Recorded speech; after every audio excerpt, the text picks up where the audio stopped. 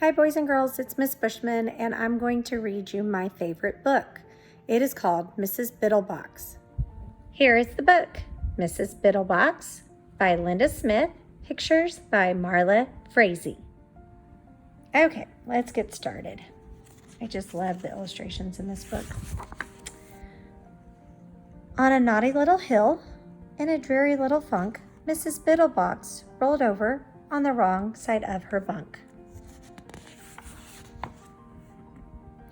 The birdies gave her a headache. There were creakies in her chair.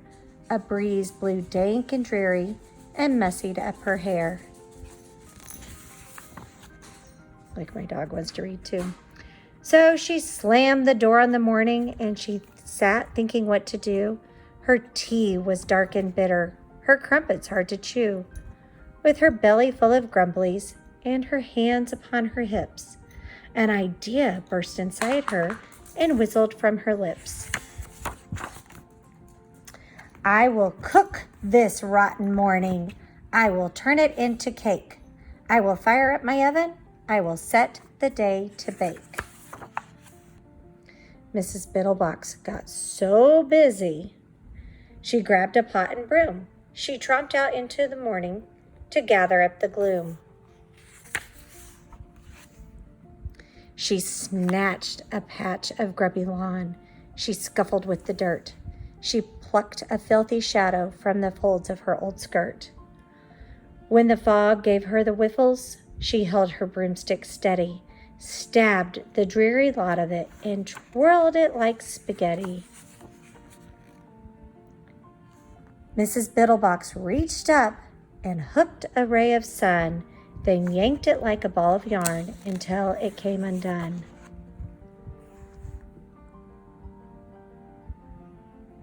She rolled the sky like carpeting. The birdies flew away.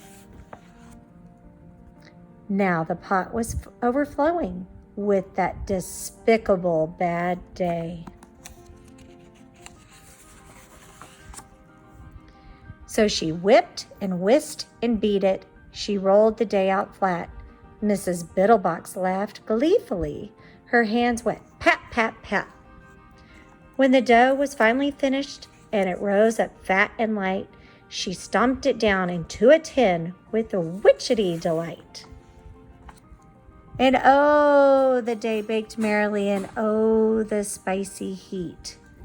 Mrs. Biddlebox could not deny that it was turning out quite sweet.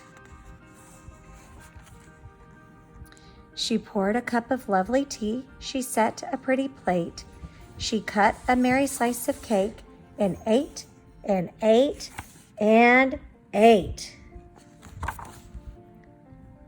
Now, with her belly full of crumblies and her nighty cap pulled tight, she threw the door wide open and she welcomed in the night.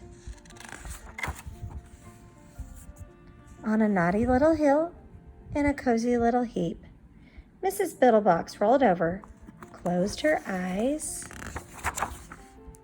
and went to sleep.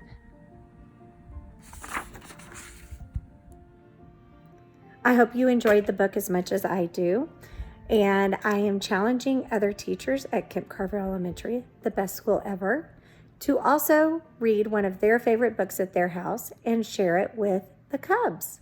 Y'all have a great evening. Bye-bye.